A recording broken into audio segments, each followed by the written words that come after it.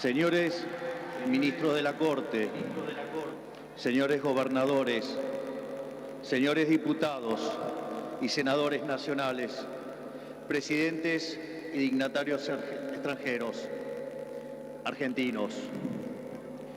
Hoy comienza una nueva era en Argentina. Hoy damos por terminada una larga y triste historia de decadencia y declive y comenzamos el camino de la reconstrucción de nuestro país.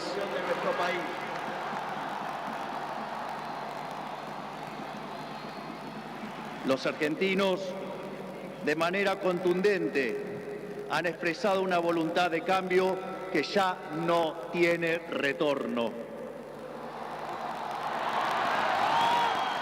No hay vuelta atrás.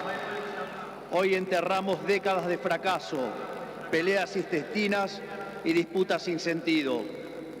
Peleas que lo único que han logrado es destruir nuestro querido país y dejarnos en la ruina. Hoy comienza una nueva era en Argentina, una era de paz y prosperidad, una era de crecimiento y desarrollo, una era de libertad y progreso. Hace 200 años, un grupo de ciudadanos argentinos reunidos en San Miguel de Tucumán le dijeron al mundo que las Provincias Unidas del Río de la Plata no eran más una colonia española y que a partir de ese histórico momento seríamos una nación libre y soberana. Durante décadas nos enfrentamos en disputas internas acerca de cuál debía ser la forma institucional que nuestro país necesitaba. En 1853, luego de 40 años de haber declarado la independencia, bajo el auspicio de un pequeño grupo de jóvenes idealistas que hoy conocemos como la generación del 37, decidimos como pueblo abrazar las ideas de la libertad.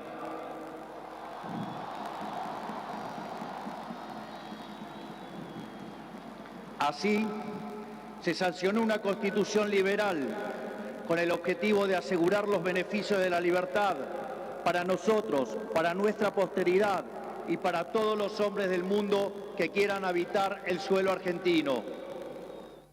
Lo que vino después de la sanción de esa constitución de fuerte raigambre liberal fue la expansión económica más impresionante de nuestra historia. De ser un país de bárbaros enfrascados en una guerra sin cuartel, pasamos a ser la primer potencia mundial.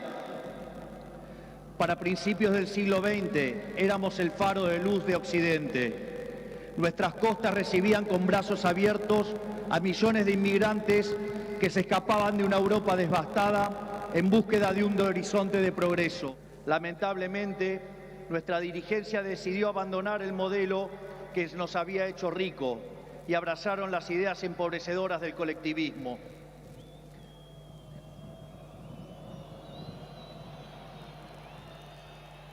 Durante más de 100 años, los políticos han insistido en defender un modelo que lo único que genera es pobreza, estancamiento y miseria.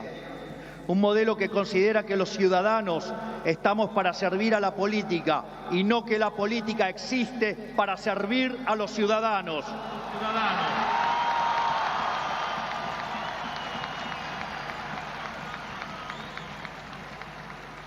Un modelo que considera que la tarea de un político es dirigir la vida de los individuos en todos los ámbitos y esferas posibles.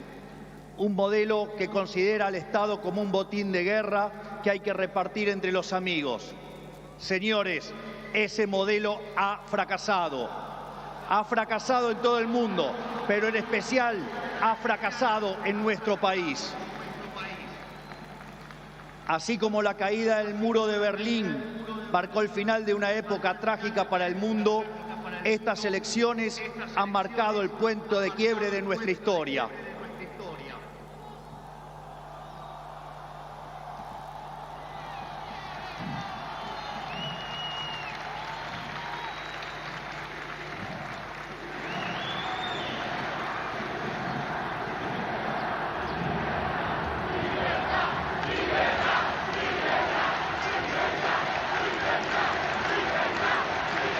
En En estos días, mucho se ha hablado de la herencia que vamos a recibir. Dejen que sea muy claro en esto. Ningún gobierno ha recibido una herencia peor que la que estamos recibiendo nosotros.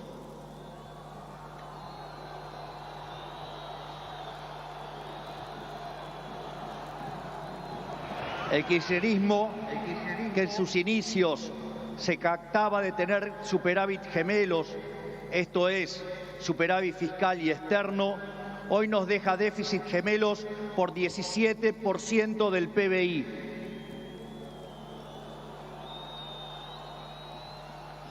A su vez, de esos 17 puntos del PBI, 15 corresponden al déficit consolidado entre el Tesoro y el Banco Central. Por lo tanto, no existe solución viable en la que se evite atacar al déficit fiscal. Al mismo tiempo, de esos 15 puntos de déficit fiscal, 5 corresponden al Tesoro Nacional y 10 al Banco Central, por lo que la solución implica, por un lado, un ajuste fiscal en el sector público nacional de 5 puntos del PBI, que a diferencia del pasado, caerá casi totalmente sobre el Estado y no sobre el sector privado.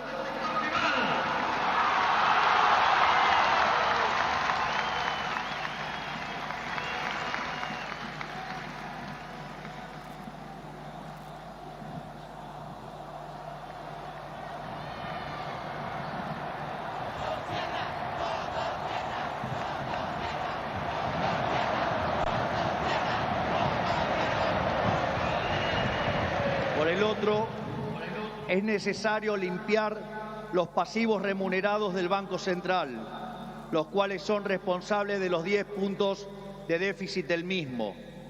De esta manera, se pondría fin a la emisión de dinero y con ello a la única causa de la inflación empíricamente cierta y válida en términos teóricos.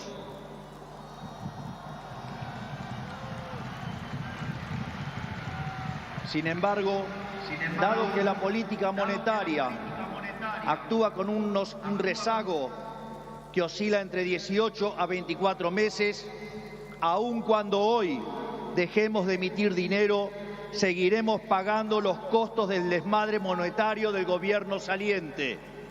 Haber emitido por 20 puntos del PBI como se hizo en el gobierno saliente no es gratis. Lo vamos a pagar en inflación. A su vez, el cepo cambiario, otra herencia de este gobierno,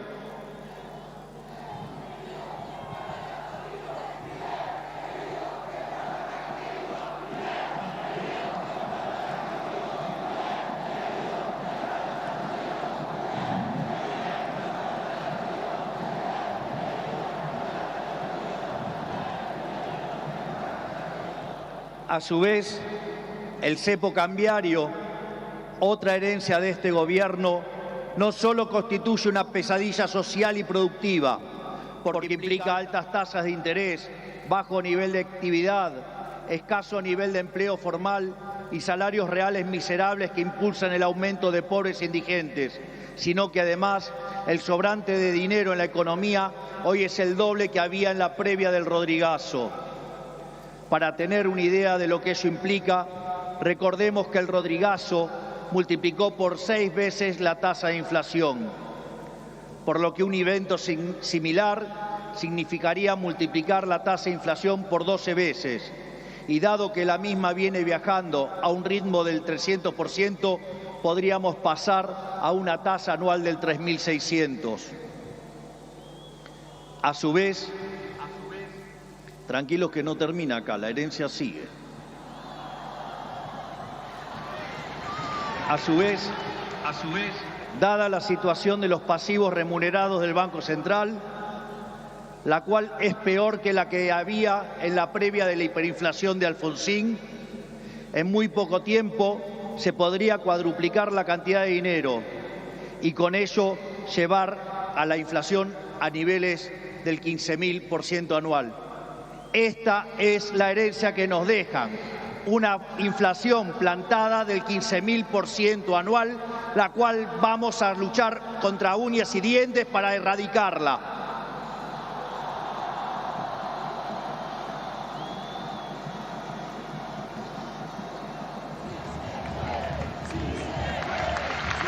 Es más, este número, que parece un disparate, quiero que sepan que implica una inflación del 52% mensual, mientras que hoy mismo ya viaja a un ritmo, de acuerdo a estimaciones privadas, que oscilan entre el 20 y el 40% mensual para los meses entre diciembre y febrero.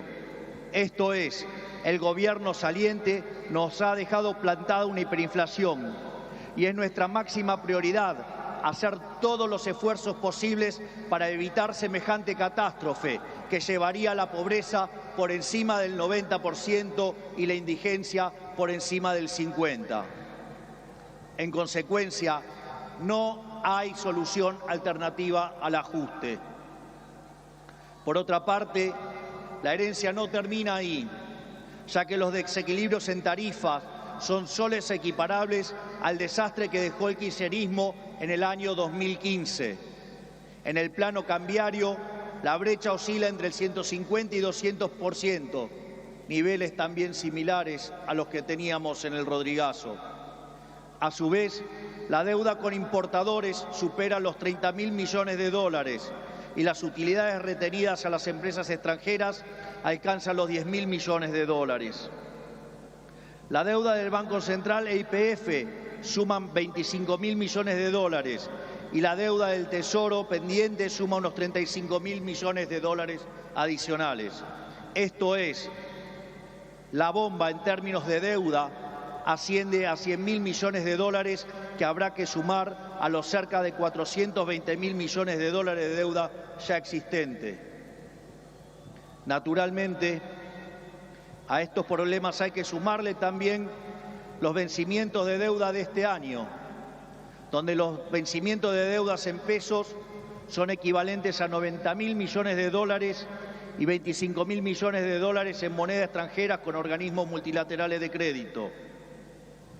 Sin embargo, con mercados financieros cerrados y el acuerdo con el FMI caído por los brutales incumplimientos del gobierno saliente, el rollover de deuda es por demás desafiante aún para el mítico cíclope. Como si todo esto fuera poco, esto transcurre en una economía que no crece desde el año 2011. Y en línea a lo anterior, el empleo formal en el sector privado se mantiene estancado en 6 millones de puestos de trabajo, llegando a la locura que el mismo es superado en un 33% por el empleo informal.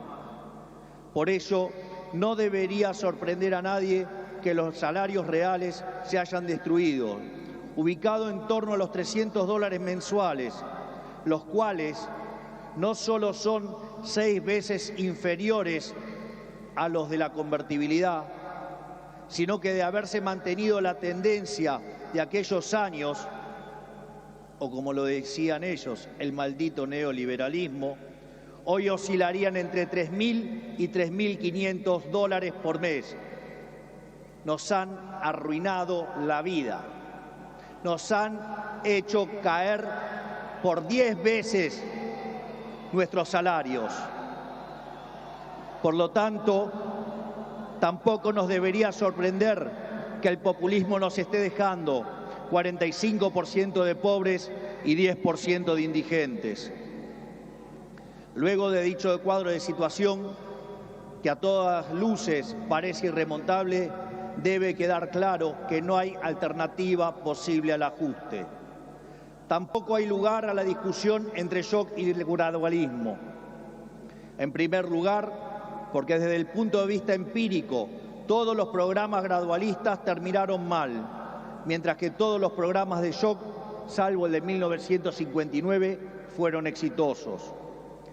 En segundo lugar, porque desde el punto de vista teórico, si un país carece de reputación, como lamentablemente es el caso de Argentina, los empresarios no invertirán hasta que vean el ajuste fiscal, haciendo que el mismo sea recesivo. En tercer lugar, y no por ello menos importantes, para hacer gradualismo es necesario que haya financiamiento. Y lamentablemente, tengo que decírselos de nuevo, no hay plata.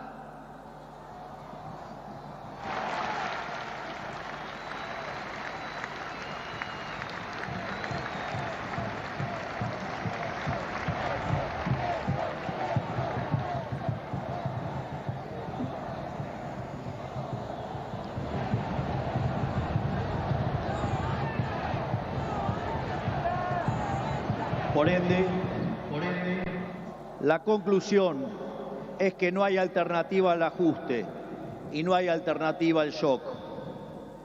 Naturalmente, eso impactará de modo negativo sobre el nivel de actividad, el empleo, los salarios reales, la cantidad de pobres e indigentes. Habrá esta inflación, es cierto, pero no es algo muy distinto a lo que ha pasado en los últimos 12 años. Recordemos que en los últimos 12 años el PBI per cápita ha caído 15% en un contexto donde acumulamos 5.000% de inflación. Por lo tanto, hace más de una década que vivimos en esta inflación. Por lo tanto, este es el último mal trago para comenzar la reconstrucción de Argentina.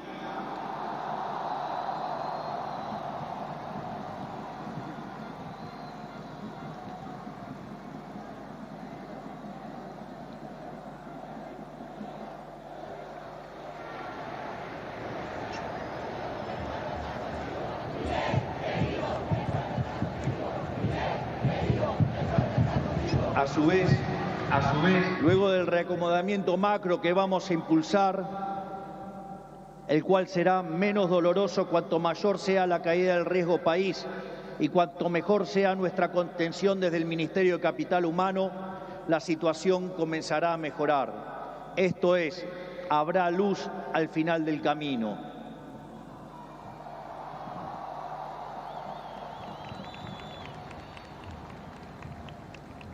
En el caso alternativo, la propuesta sensiblera progresista, cuya única fuente de financiamiento es la emisión de dinero, derivará en una hiperinflación que llevará al país a la peor crisis de su historia, sumado a que nos meterá en una espiral decadente que nos equiparará con la oscuridad de la Venezuela de Chávez y Maduro.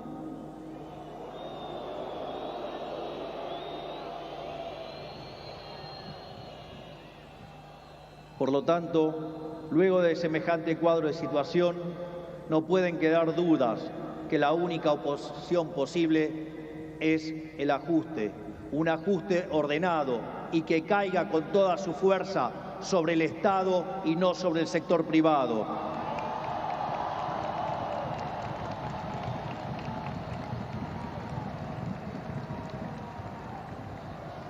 Sabemos que será duro. Por eso quiero también traerles una frase sobresaliente de uno de los mejores presidentes de la historia argentina, que fue Julio Argentino Roca. Nada grande, nada estable y duradero se conquista en el mundo cuando se trata de la libertad de los hombres y del engrandecimiento de los pueblos, si no es a costa de supremos esfuerzos y dolorosos sacrificios. Pero nuestros desafíos no terminan solamente en el plano económico. El nivel de deterioro de nuestro país es tal que abarca todas las esferas de la vida en comunidad. En materia de seguridad, Argentina se ha convertido en un baño de sangre. Los delincuentes caminan libres mientras los argentinos de bien se encierran tras las rejas. El narcotráfico se apoderó lentamente de nuestras calles, a punto tal que una de las ciudades más importantes de nuestro país ha sido secuestrada por los narcos y la violencia. Nuestras fuerzas de seguridad han sido humilladas y maltratadas durante décadas. Han sido abandonados por una clase política que le ha dado la espalda a quienes nos cuidan. La anomia es tal que solo el 3% de los delitos son condenados. Se acabó con el siga-siga de los delincuentes.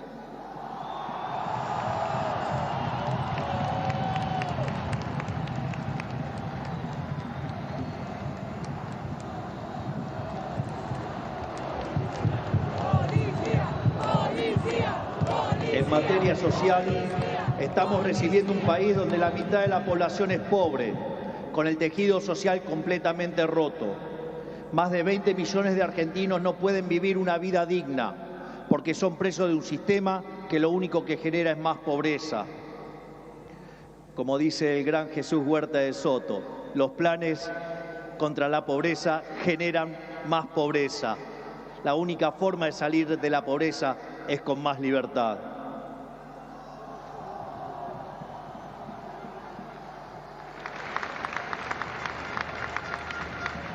Al mismo tiempo, 6 millones de chicos hoy a la noche se irán a dormir con hambre, que caminan descalzos por la calle y otros que cayeron en la droga. Lo mismo ocurre en materia educativa.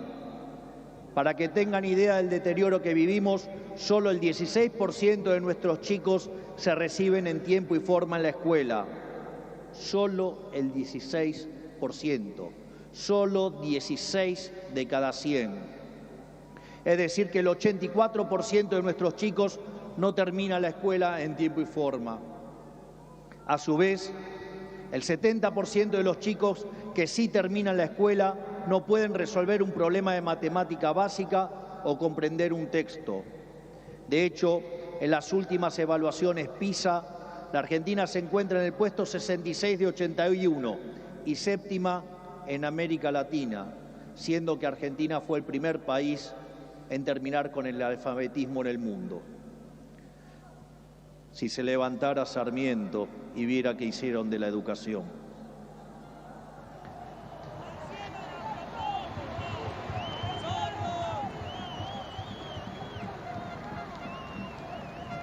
En materia de salud, el sistema se encuentra completamente colapsado.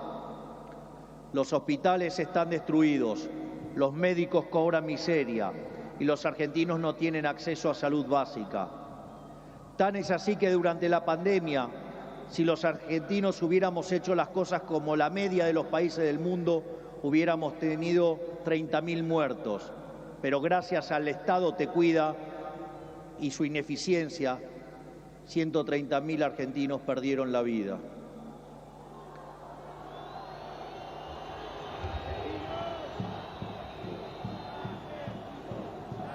Ese es el estado presente del que los políticos tanto hablan, argumento que utilizan para justificar el aumento descomunal del gasto público que solo los beneficia a ellos. En todas las esferas, miren donde miren, la situación de la Argentina es de emergencia. Si miramos la infraestructura de nuestro país, la situación es la misma. Solo el 16% de nuestras rutas se encuentran asfaltadas y solo el 11% se encuentra en buen estado. Por eso, no es casualidad que mueran cerca de 15.000 argentinos por año en accidentes de tránsito. Lo que quiero graficar con todo esto es que la situación de la Argentina es crítica y de emergencia.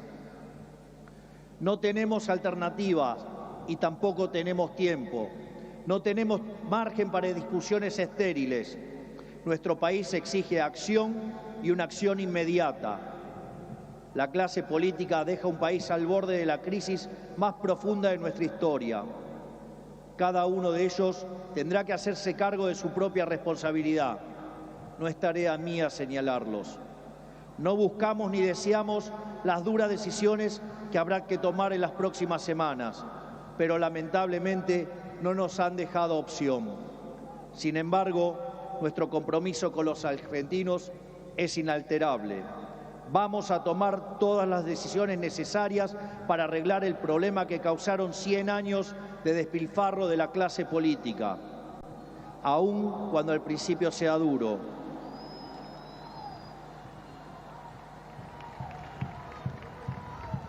Sabemos que de corto plazo la situación empeorará, pero luego veremos los frutos de nuestro esfuerzo, habiendo creado las bases de un crecimiento sólido y sostenible en el tiempo.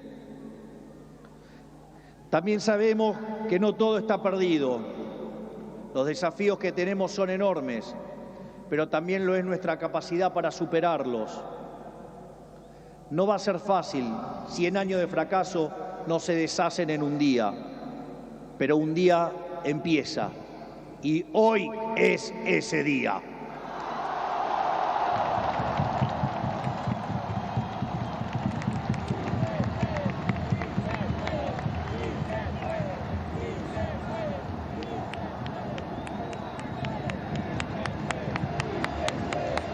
Hoy empezamos a desandar el camino de la decadencia y comenzamos a transitar el camino de la prosperidad. Tenemos todos para ser el país que siempre soñamos. Tenemos los recursos, tenemos la gente, tenemos la creatividad y, mucho más importante, tenemos la resiliencia para salir adelante. Hoy volvemos a abrazar las ideas de la libertad, esas ideas que se resumen en la definición del liberalismo de nuestro máximo prócer de las ideas de la libertad, el profesor Alberto Venegas Lynch, hijo, que dice: el liberalismo es el respeto irrestricto del proyecto de vida del prójimo, basado en el principio de no agresión, en defensa del derecho a la vida, a la libertad y a la propiedad, cuyas instituciones fundamentales son la propiedad privada, los mercados libres de intervención estatal, la libre competencia, la división del trabajo y la cooperación social. En esa frase de 57 palabras está resumida la esencia del nuevo contrato social que eligieron los argentinos.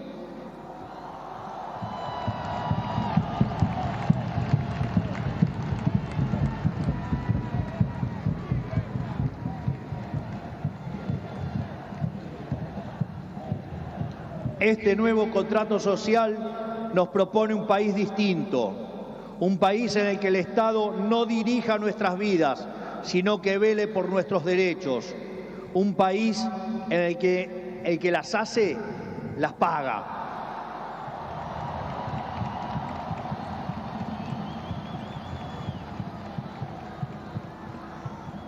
Un país en el que quien corta la calle violando los derechos de sus conciudadanos no recibe la asistencia de la sociedad.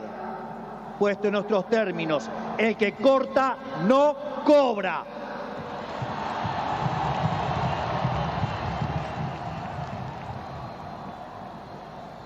Un país que dentro de la ley permite todo, pero fuera de la ley no permite nada.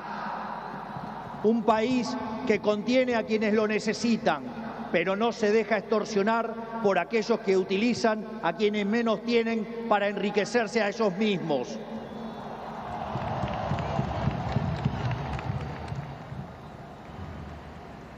En cuanto a la clase política argentina, quiero decirles que no venimos a perseguir a nadie, no venimos a saldar viejas vendetas, ni a discutir espacio de poder. Nuestro proyecto no es un proyecto de poder, nuestro proyecto es un proyecto de país. No pedimos acompañamiento ciego, pero no vamos a tolerar que la hipocresía, la deshonestidad o la ambición de poder interfieran con el cambio que los argentinos elegimos. A todos aquellos dirigentes políticos, sindicales y empresariales que quieran sumarse a la nueva Argentina, los recibimos con los brazos abiertos.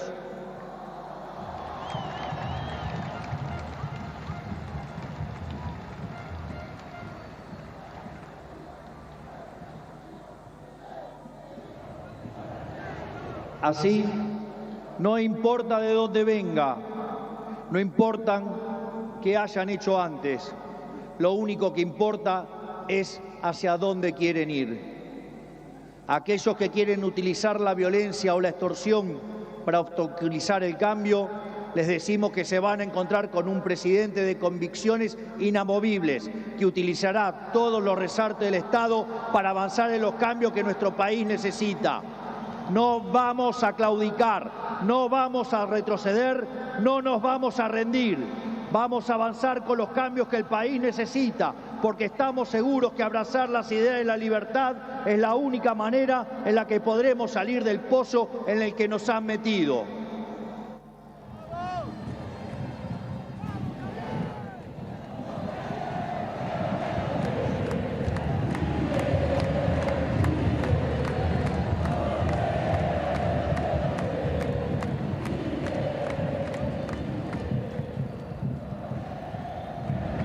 Por lo tanto, y para ir terminando, que quede claro, hoy comienza una nueva era en Argentina.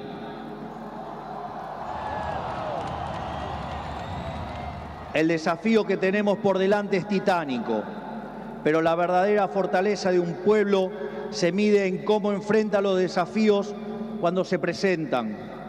Y cada vez que creemos que nuestra capacidad para superar esos desafíos ha sido alcanzada, miramos al cielo y recordamos que esa capacidad bien podría ser ilimitada. El desafío es enorme, pero lo afrontaremos con convicción, trabajaremos sin descanso y llegaremos a destino. No es casualidad que esta inauguración presidencial ocurra durante la fiesta de Hanukkah, la fiesta de la luz, ya que la misma celebra la verdadera esencia de la libertad. La guerra de los macabeos es el símbolo del triunfo de los débiles por sobre los poderosos, de los pocos por sobre los muchos, de la luz por sobre la oscuridad y sobre todas las cosas, de la verdad por sobre la mentira. Porque ustedes saben que prefiero decirles una verdad incómoda antes que una mentira confortable.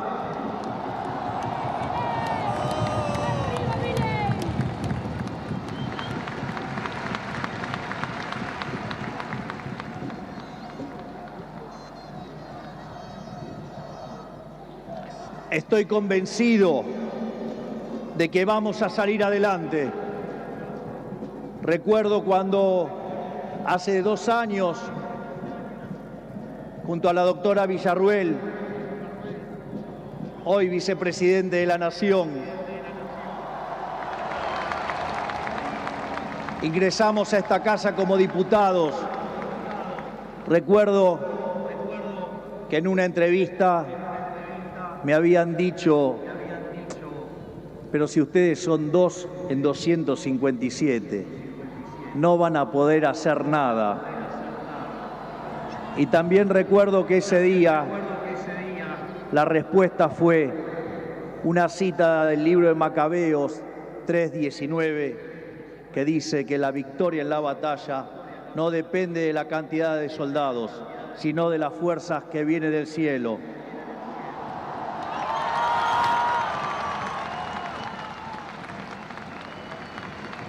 Por lo tanto, Dios bendiga a los argentinos y que las fuerzas del cielo nos acompañen en este desafío. Muchas gracias. Será difícil, pero lo vamos a lograr. ¡Viva la libertad, carajo! ¡Viva la libertad, carajo! ¡Viva la libertad, carajo! Conforme a ponerse de pie que vamos a salir. Por el artículo 75 de la ley 26.522, hasta aquí.